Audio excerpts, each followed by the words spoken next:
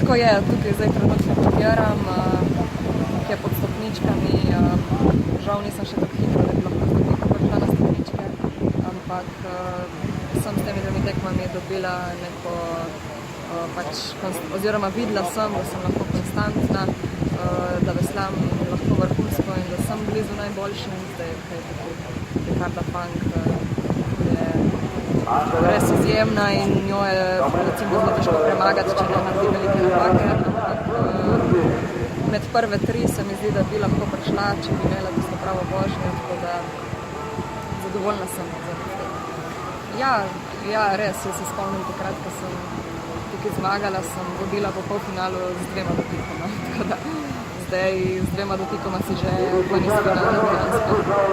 Tako da, se pravi, mene sta obakrat zdaj na teh tekmah svetovnega pokala, dotik me je stal v stopničkah. Mene, ampak se pravi, ostale si ga mogoče najhitrejše še lahko privoščijo.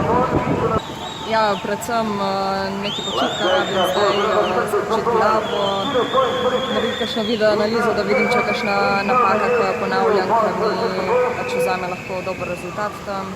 Treninga sem imela tam dovolj, proga mi je vrhunska in jaz pač res upam, da bom lahko na tiste dni pokazala.